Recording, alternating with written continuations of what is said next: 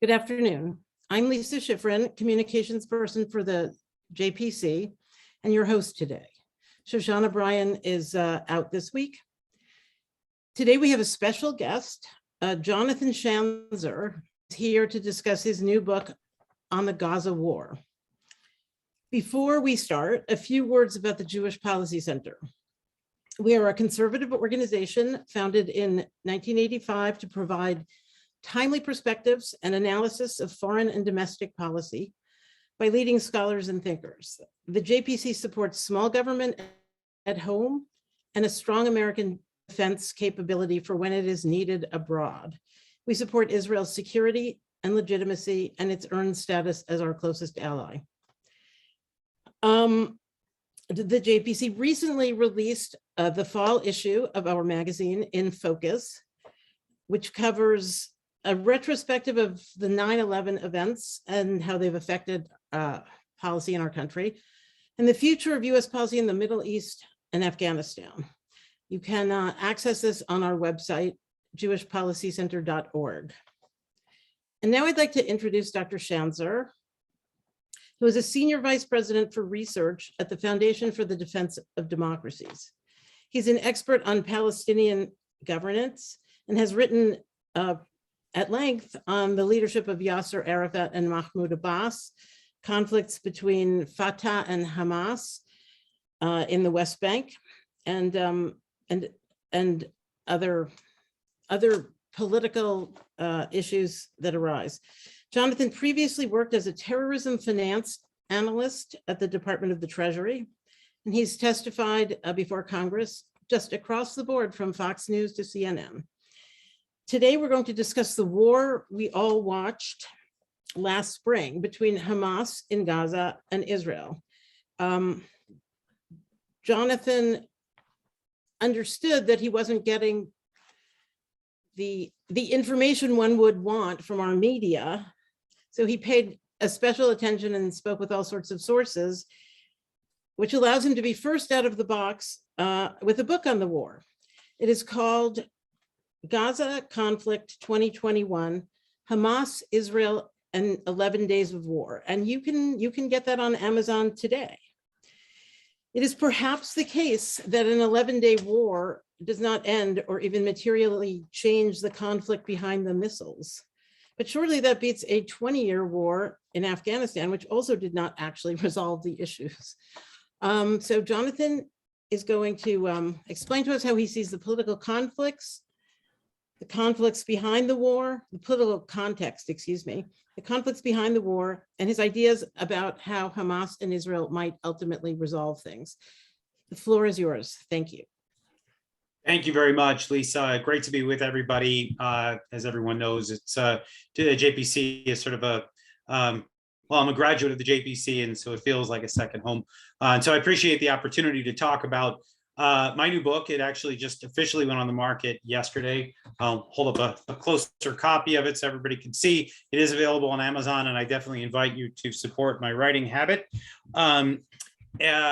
Look, what I thought I would do today is to describe some of the real gaps that I saw during the war. I was able to watch this war very closely because I had access to technology that I didn't have in wars past in watching the conflict out of Gaza, smart TV, smartphones, Twitter, real-time analysis as it came in. And of course, just watching our TV and comparing it to Israeli TV. So you could probably imagine it really revealed some significant gaps. So what I thought I'd do is actually point out a couple of key moments in the war, explain, I think, the context that was missing at the time here in the US. Sometimes it was actually missing in Israel too, but the fact that there is such a significant gap between Israel and the US and the coverage of these wars, I thought necessitated the book, and hopefully it will also provide for some interesting listening / watching today.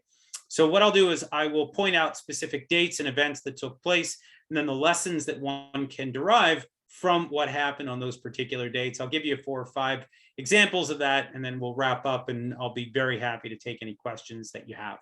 So we'll start with May 10th. This is the day that the war erupted. Gaza-based fighters begin to fire their rockets at Jerusalem, which was some 50 miles away from the Gaza Strip. Hamas is clearly inserting itself into other people's concerns and other people's issues. And specifically, the issue at stake here was something that the American press pointed to repeatedly.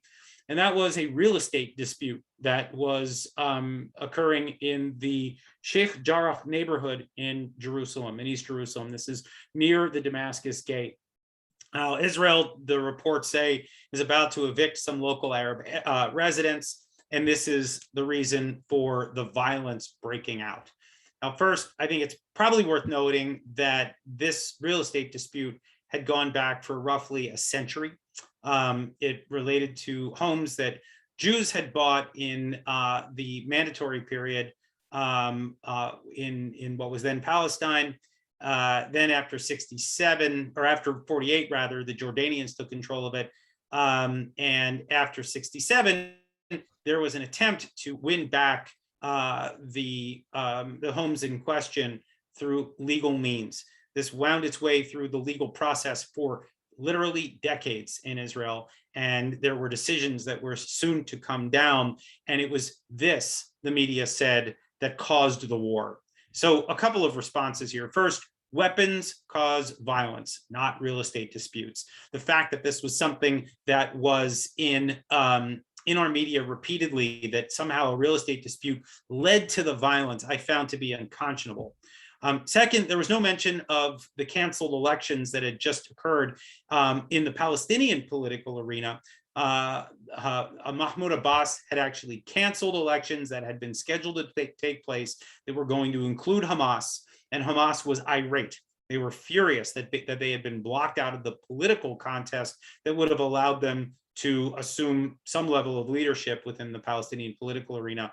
That went ignored. And of course, this is something, and I've written about it many times before, that our media does not pay attention to the inter-Palestinian conflict, the civil war that continues to rage between Hamas and Fatah, between the West Bank and the Gaza Strip.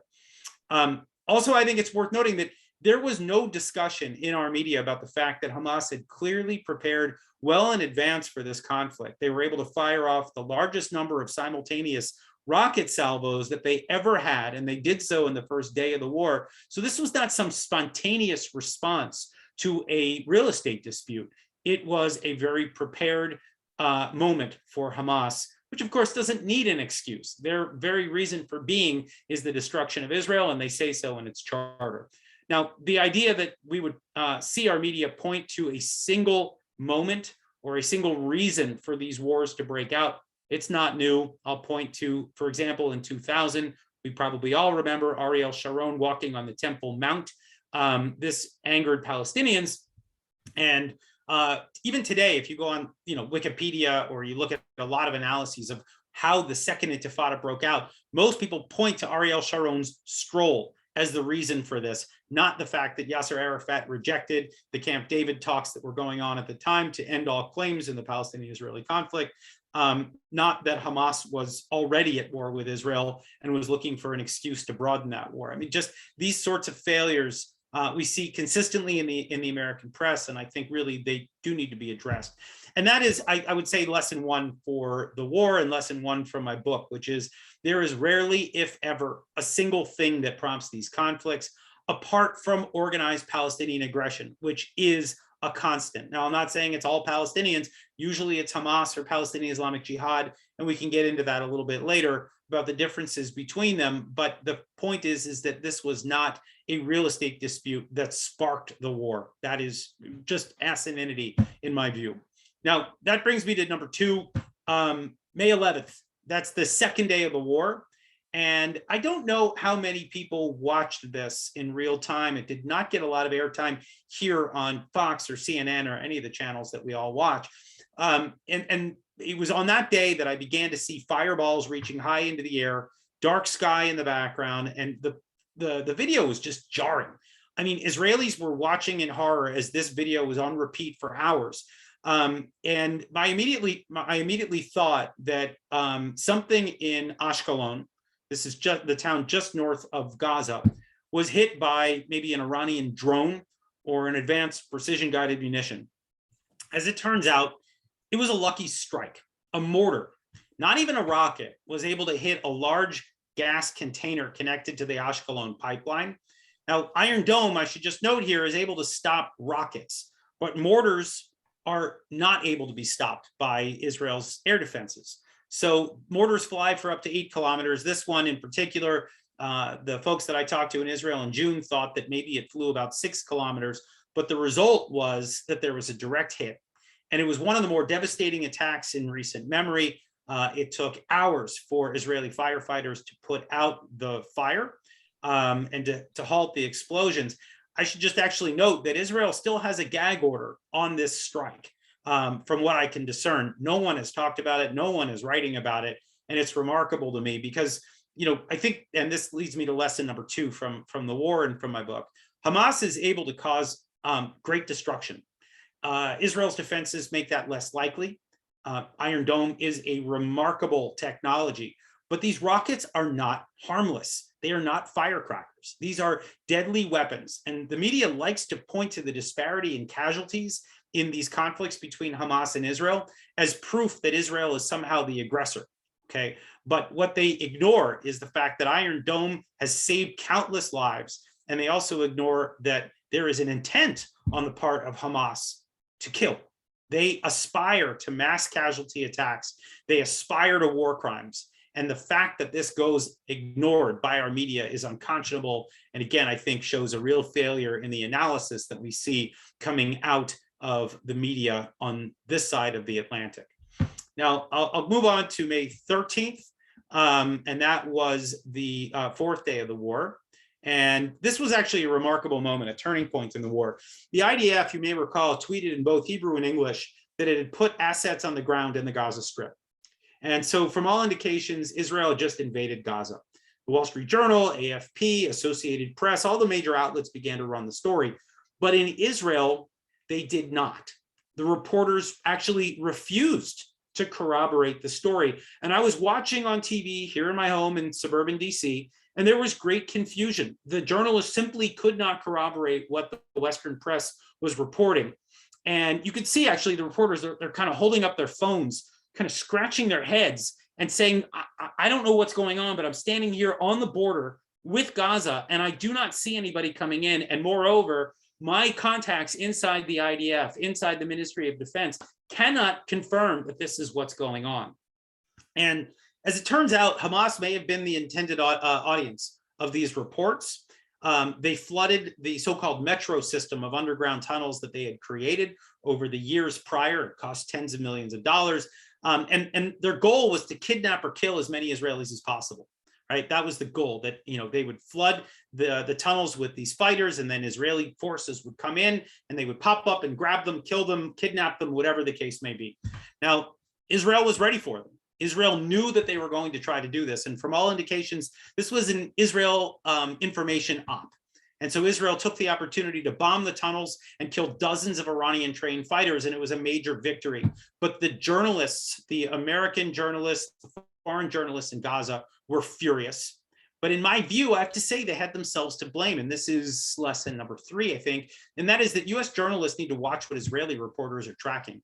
If they're not watching Israeli TV, listening to Israeli radio, reading the Israeli written press, they are going to miss out on significant stories or make huge mistakes as they did here. I mean, just to put a finer point on it, the reporters in Israel are serious. These are not people that are out there spewing Zionist propaganda. Okay, they are all out to get the best scoop that they possibly can. Journalism is a contact sport in Israel, and American reporters seem to have their own agenda. Right? They come to Israel and they airdrop themselves into the conflict without the foreign language skills, without the background that's needed, and they start to report on Palestinian-related issues that often do not have a bearing in reality, not as we see it playing out in conflicts, certainly not in the Gaza conflict. And so foreign reporters really need to track what local reporters are doing and watching always, and failure to do so will come with great risk. Maybe one other corollary to that lesson, and this is, I think, something that maybe, I think Israel probably is thinking about to this day, that it's better to win a war than to be loved by the media. One of those relationships can be repaired. The other one is about survival. I think the Israelis will take survival 10 days out of 10. And I think that that was probably an important lesson for them. Now, I'll move on to one other thing, and I'm going to share my screen in a moment so that you can see a document that I produced in the book. It's in the appendix, and it's something of a scoop. I don't want to exaggerate it too much, but I think it's important for folks to note. But the date that I'll refer to is May 14th. That's a date where 3 rockets are fired out of Lebanon, and there was a real possibility of a 2-front war. There was a lot of concern in Israel. They're watching the northern front. Hezbollah, of course, has about 150,000 rockets. And if they started to unleash them while Hamas was also unleashing its thousands of rockets, it really could have been ugly. It could have kind of invoked the kind of fear that Israel experienced during the 1973 Yom Kippur War, where it was being attacked on multiple sides, or the 1948 war for that matter. So there was a lot of concern. And as that was happening, I immediately remembered something that a contact of mine in Israel had given me. I'm going to share my screen now. I got this letter. It was never published to my knowledge, but it was written by Danny Danon, the former ambassador from Israel to the UN. And he apparently had first issued a warning in 2017 that Hamas had been colluding with Hezbollah and Iran to, quote, expand its malicious activities beyond Gaza, Judea, and Samaria to areas within Lebanon. And really the goal apparently was to use the structures that that they were putting in place to draw Israel into a 2-front war, so that when Gaza erupted in violence, that Lebanon would be drawn into it too, and Israel would have to figure out how it was going to deploy its Iron Dome batteries to be able to save more and more Israeli citizens who, they wouldn't, I think very bluntly, they wouldn't have enough interceptors to go around. Now, what was also interesting about this, and if you look on the 3rd paragraph, said that this effort was led by Salah Haruri, the Lebanon-based deputy head of Hamas's political bureau, its Politburo.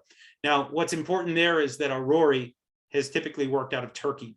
So what we're looking at here is actually an Iranian, Hamas, Hezbollah, Turkish plot to draw Israel into conflict. Now you see it's signed here at the end by Danny Danon.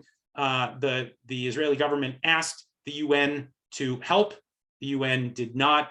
Now we don't know, I'll stop sharing my screen here. We don't know whether Israel ultimately was able to prove that Hamas was behind the rocket fire out of Lebanon. We don't know.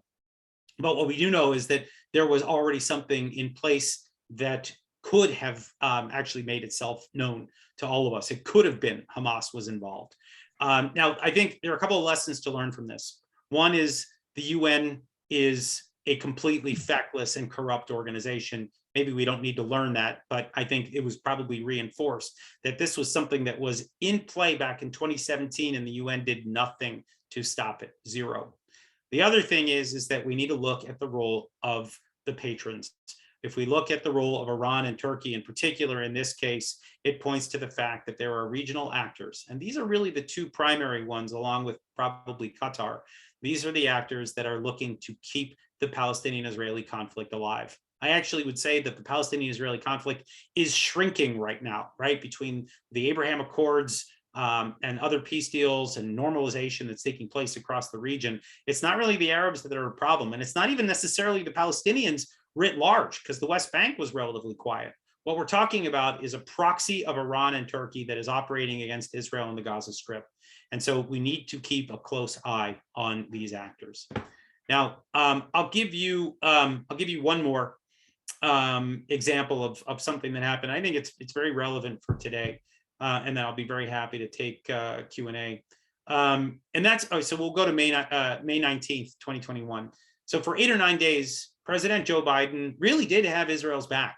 He didn't waver, not when Israel took out the metro system, not when it accidentally struck civilians, which of course happens in any conflict. He defended Israel at the United Nations, and he openly stated repeatedly that Israel had a right to defend itself. And then on May 19th, the White House leaked a story to reporters suggesting that Biden was getting tough on Israel. He reportedly told then Prime Minister Benjamin Netanyahu that he was, quote, done kidding around, end quote. It looked like things had grown tense. I'll say here, I'm not sure they were. On May 18th, it was announced that Egypt had brokered a ceasefire, and it was going to go into effect in 2 days. And basically, in my view, Biden used that as an opportunity to begin to talk tough with the certain knowledge that Israel had completed its war. It had struck all of its intended targets. The cadence of the conflict had clearly dropped. And from all indications, Israel's military objectives have been met.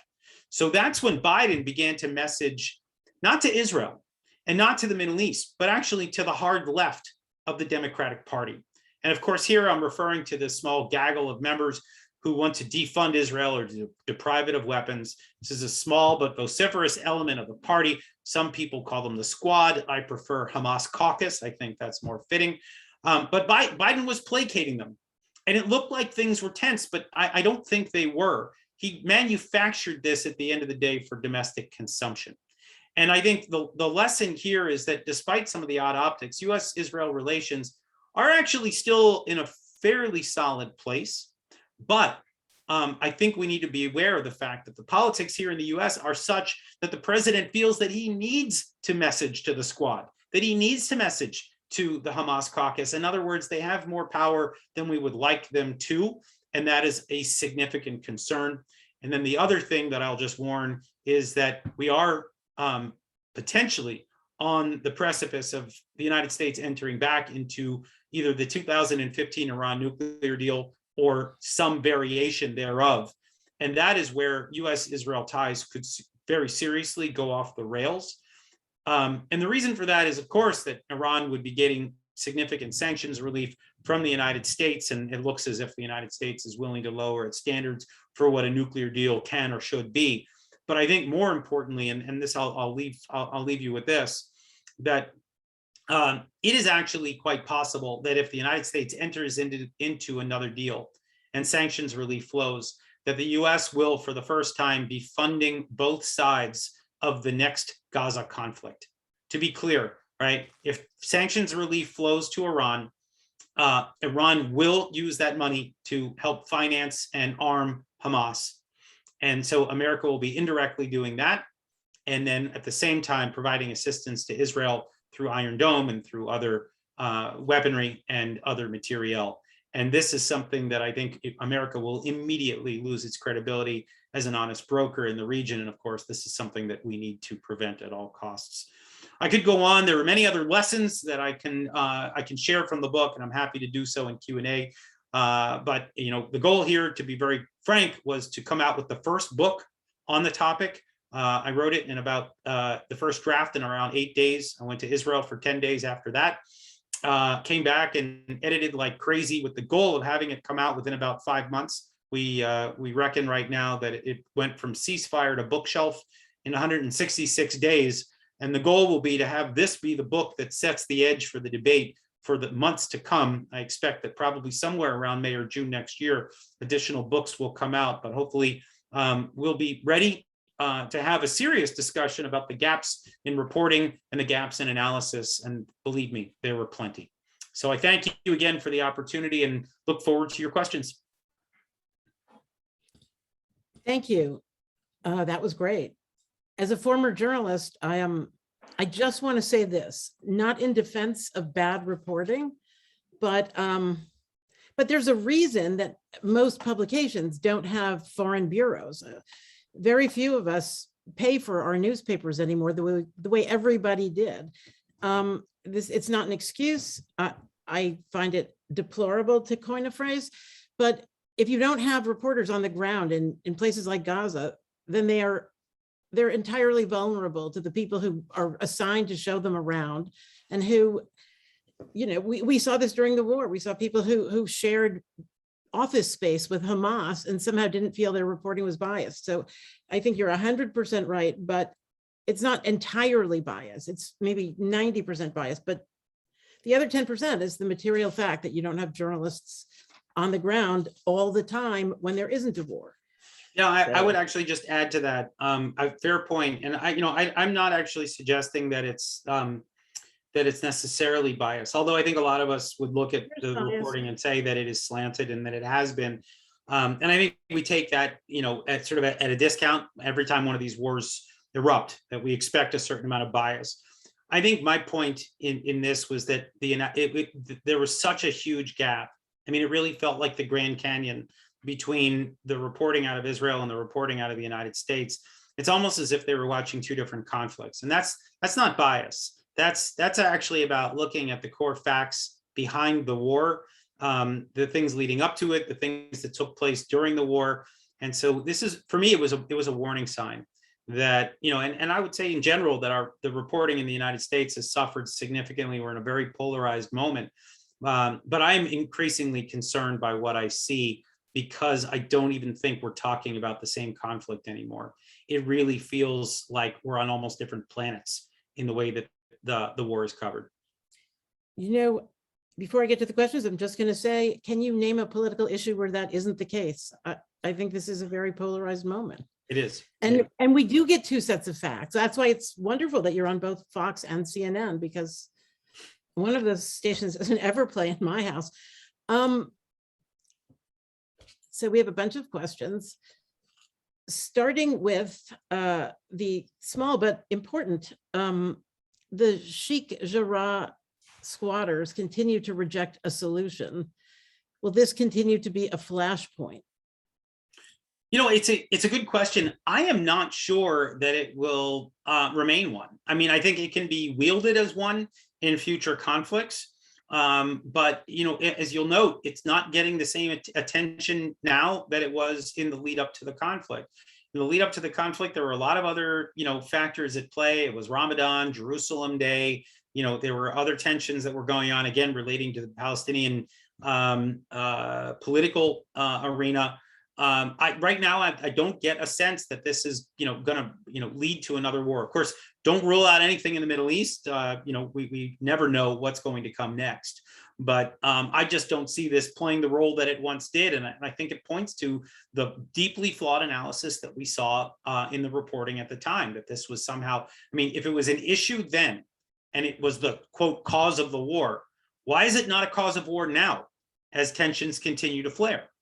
Why is this not the flashpoint that everyone's covering? I think we can answer that ourselves, asked and answered, as they say.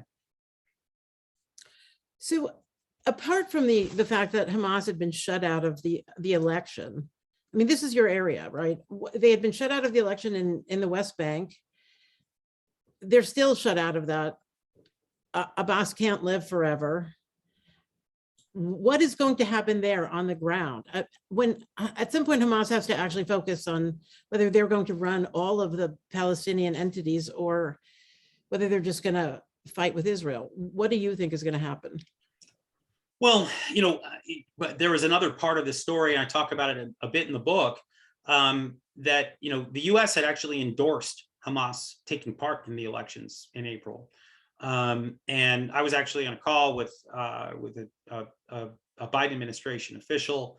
I said, you have no idea what you're getting into here. If Hamas does gain seats, then laws that were actually put in the books under the leadership of a guy named Senator Joe Biden would have led to the cutoff in American assistance to the Palestinians. In other words, it's going to be really difficult for Hamas to somehow gain a foothold in the what I call the Palestinian political arena. It's not easy for that to happen because Hamas is still a terrorist organization, meets the definition by every legal yardstick I can look at, and they still call for the destruction of Israel. So they have a problem in terms of gaining a foothold and gaining international legitimacy based on the positions and the history that they have, and the latest war doesn't help their cause, for that matter. So my assessment is that they're going to continue to fight wars out of the Gaza Strip. That is their raison d'etre, and I would expect them to continue to do so. But don't forget that they would like to take over the Gaza Strip by force. They would like to be able to topple the Fatah faction, the Palestinian Authority in the West Bank. And there, we're going to continue to see the Israelis work hand in glove with the Palestinian security forces to prevent that. But sometimes you see guys like Mahmoud Abbas saying that he wants to reject that security cooperation, even though it is the key to his continued existence. So there is a continued tension here that I think must be solved. But I think the core point to raise here is that American policymakers continue to ignore the internal political dynamic among the Palestinians. They continue to talk about two-state solution with Israel, and that Israel just somehow needs to cough up some territory or make some concessions, and all this will go away. It is far more complicated than that. You've got two different entities controlling two different territories with completely diametrically opposed perspectives on engagement with Israel, engagement with the United States, engagement with the international community. And until we solve some of these internal problems, and this has been the focus of a lot of my research in the past, we are going to have huge hurdles, and it continues to be ignored. Just, I need you to extend that one last leg, and that is, do you see those problems being resolved? And No. okay, all right. I don't. I mean, again, I think the U.S. pays, no attention to them. The Israelis are not interested in solving them. You see the Egyptians trying to sort of scratch at the surface on this. But the important thing to remember is, so you got the Palestinian Authority, which is backed by, generally speaking, the West and maybe some of the pragmatic Arab states, and then Hamas, which is backed by Iran and radical Muslim Brotherhood countries like Qatar and Turkey. Neither one is willing to back down. Neither one of them is necessarily even interested in compromise on a political level. So the idea that somehow this is all going to be solved and we can get back to the idea of two-statism is, I think, just not realistic. So as a political matter, I'm thrilled to hear you say that you think that Biden himself is actually supportive of Israel and that the rest was theater.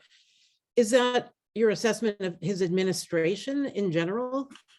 I think it's obviously complicated. I mean, he had Israel's back during the war. The Israelis said it repeatedly. The Bibi government said it repeatedly, which I think is notable, right? We're not talking about Bennett, who has maybe a more collegial relationship with the president. You're looking at tensions that did exist beforehand, but people in Israel, the senior leaders, appeared to be somewhat pleased with the way the Biden administration responded. But where we are now is very different. You've got the issue of the consulate in Jerusalem, which, by the way, is in the same neighborhood, Sheikh Jarrah, where the real estate dispute was. It's only a few blocks away. There's the potential there for the U.S. to reopen the consulate, and sending some very strange messages, right? On the one hand, recognizing Jerusalem as the eternal capital of Israel, and then saying, oh, but by the way, we're going to open up a consulate for another national project that aspires to have Jerusalem be their capital as well. So yeah, maybe it's not quite the capital that we said it was, and isn't that a bit awkward? So that's causing some tension between the US and Israel right now. The other part that I think the other piece of the puzzle is the Iran nuclear component, and that is a huge component. There is tension there, significant tension. Again, the United States could become a patron of both sides in the next Gaza war. The Israelis are really unhappy about that. They're unhappy about the lowering of standards on preventing Iran's nuclear program from making further gains. And in general, I think a concern about America's overall posture in the Middle East. I mean, you think about the withdrawal from Afghanistan, that absolutely catastrophic, disastrous, botched withdrawal effort. It does not bode well for Israel when the United States looks like it's limping its way out of the Middle East. So there is a lot of tension beneath the surface. But I would just go back to stress that I think that Biden performed well during this conflict. And I think that probably points to the fact that as a senator, he was something of a pragmatist at the end of the day. And I think he did genuinely appreciate the relationship that he had with Israelis over the years. And so I think that probably points to, where he naturally stands on this issue. But I will say that, the pressure that he is feeling right now from the so-called progressives, I don't see anything that's progressive about them, but that's what they call themselves. But I think maybe for a better shorthand, let's call them the Hamas caucus. I think they are the real problem here. That I think Biden understands that they represent, let's say, 15% of the Democratic Party. He can't lose them. And so he needs to placate them. He needs to actually message to them.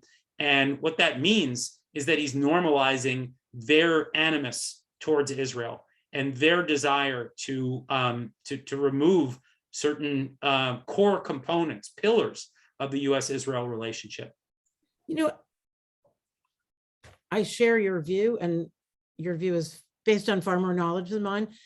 I will say it was interesting when the the Hamas caucus, the squad, came up with the idea of not funding Iron Dome going forward. And they were actually shut up by Nancy Pelosi, who arranged a vote around them and got the whole rest of the Democratic Party on board. That was kind of interesting. How did you see that? Yeah, I mean, it was interesting. Look, I'll just put that debate in context for a minute. The idea of removing Iron Dome from Israel's arsenal is really a sick proposal. I mean, it is deranged, if we're going to be very honest about it. The underlying message is that, let's deprive Israel of its defensive measures to protect 9 million people and to prevent loss of life across the board. Because quite honestly, if Israel is hit with rockets that are being fired indiscriminately into civilian areas, then they are going to respond in kind, right? What Iron Dome actually has done consistently is it's provided the Israelis, maybe even with a false sense of security, but they are able to have the time and space that they need to think about their next steps, to respond surgically. And that has led to a minimalizing of loss of life. And I'm sorry. Yeah, I mean, you write about that, about the I do. makes, and it's well worth reading, because one of the more troubling questions I heard a lot during the 11 days from people who support Israel was kind of, I'm tired of this. Why don't they go in and finish the job? Yeah. And Iron Dome is controversial because of that, because Iron Dome actually gives the Israelis a sense that they are not at war. I mean, it's actually really amazing that the Israelis, I talked to a number of senior Israeli officials after the war, and I said, I know you guys call it an operation. That was a war. I mean, there was thousands of rockets flying in multiple directions. That's a war. And, the Israelis say, well, look, we don't call it a war because we want our people to know that a war will be something way more serious than that. But the thing is that Iron Dome gives the Israelis a sense, I don't want to call it complacency, but it gives them the time and space to not have to respond to every rocket and to be able to do so surgically. And as a result, there were, look, every casualty is a terrible thing, but there were 200 something people that died during this conflict, with thousands and thousands of rockets and bombs striking on both sides. And that is unbelievable when you think about it, that in today's day and age, that you can minimize the casualties in that way, horrible as they may be. I'll just make one more note here about the congressional debate. They also wanted to remove precision guided munitions from what they provide to Israel, and PGMs are what enable Israel to be able to strike a terrorist target within a building inside the third window from the left, to take out one person, as opposed to taking out an entire building. And so what the message was, and I think Nancy Pelosi probably understood this to be correct, that the message coming from the squad, from the Hamas caucus, from some of these so-called progressives, was that they wanted the next war to be uglier, that they wanted it to be bloodier. And that doesn't sound like an American value to me. I'll just put it that way. Here's a question from our audience. Do you believe that the new Israeli government could survive a new war with Hamas? It's a good question. The thing that everybody continues to point to is that if a war broke out, you'd have a couple of parties that might defect. Meretz, Labor, certainly the Ram party under Mansour Abbas, the Islamist Arabic party. These are big unknowns. I tend to think that it would not be terribly stable, but it's actually defied all expectations up until now. They just signed a budget, and that I think portends for stability. I would also just note, and this is really interesting, but I think the greatest source of stability right now for the Bennett government, and this is going to sound very weird, but it's Joe Biden. Joe Biden and Bennett agree really on one core principle in the current the current iteration of the U.S.-Israel relationship, and that is, it can be summed up in one acronym: ABB, anybody but Bibi. The two of them are working very hard to keep Bibi out and to allow themselves to continue to work together. And so I think Biden will do whatever he can to try to keep this government to hold together, even if it means that he needs to support Israel again in times of conflict. Whether that's enough remains to be seen. So this is a double question. One, how has the risk from Lebanon changed with the Iranian Hezbollah takeover of control of the Lebanese government and military? And similarly, why do you think that Hezbollah did not join the war with Hamas? So actually, I can answer kind of both with the same question here. I mean, Lebanon is in full crisis. It is probably about $120 billion in debt right now. That is a really remarkable thing to think about. The bailout for Argentina a few years ago was, I think it was $60 billion. And here you're talking about a country of 5 million people that's roughly the size of Delaware. This is a country that is in utter turmoil. And on top of that, you've got the political system, which is completely unraveling. We are, I think, looking at something akin to Somalia on the Mediterranean, on Israel's northern border in the near future. And that's deeply troubling. But it does mean that Hezbollah has more control, and it's able to exploit the sort of fog. It's not of war, but the fog of chaos, let's say. But at the same time, they also know that this country can ill afford to be drawn into another conflict, right? That if it's already $120 billion in debt and it's already a mess politically, and then they launch a war against Israel and Israel turns southern Lebanon into a parking lot, what good does that do for the country? What good does it do for them as they look to gain control over this chaotic country? So I think what they're probably, and I've talked to Israelis about this, they just believe that the Hezbollah wants to keep the facade of this country together so that they can exploit it as much as humanly possible.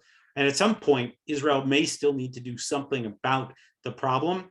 Hezbollah is amassing advanced weaponry that the Israelis are trying to destroy as they make their way across Syria, but they're not getting all of it. And there could come a time where the Israelis do need to intervene. And I do shudder to think about what that next war might look like. I'm going to ask one last question, and that is the scenario you've laid out. Iran obviously funds and backs and helps Hamas, and we hear all the time about a potential Israeli strike on Hamas because the U.S. won't act. It's clear that this government, as you noted, this particular administration is never going to threaten Iran because they want so badly to have this deal. So that's also a problem.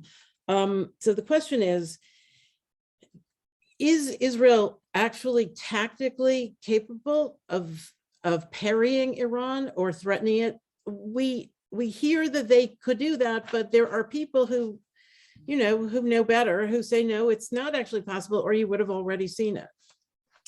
Yeah, I mean, I'll just say that those who don't know are talking, and those that do know aren't talking. I think Israel has capabilities that it can probably deploy. And by the way, maybe not the traditional kinds of tools that we see in modern warfare. I think Israel is probably the superpower or a superpower in cyber. And so that there could be cyber solutions to all of this. Militarily, through traditional means, far more difficult, not impossible. I look at some of the surrounding countries that may be helpful to Israel because they'll need a place to refuel and rearm. And so I look at countries like Azerbaijan or Saudi Arabia or the UAE that have increasingly warmed toward Israel and are willing to work with the Israelis. There is the possibility of some kind of coordinated effort. But I think it's good that we're in the dark. I don't think we should be aware of all the different plans and machinations that are happening behind the scenes. But I can tell you one thing for sure, that the Israelis, as we entered back into the return of the JCPOA era, I think the Israelis have made it very clear that they need to consider their options very seriously. I'm sure that the Biden administration does not want them to be making these kinds of plans, but at the end of the day, Israel is a sovereign state. It needs to act according to its own security and defense needs. We saw that during the Gaza war. I tried to document that as clearly as I could, but I think there probably needs to be a book written soon about what is looming in Iran and what Israel's calculus is there as well. I just want to say to our audience, I read the book. It is very readable. It just zooms straight through. And you can hear Dr. Schanzer's,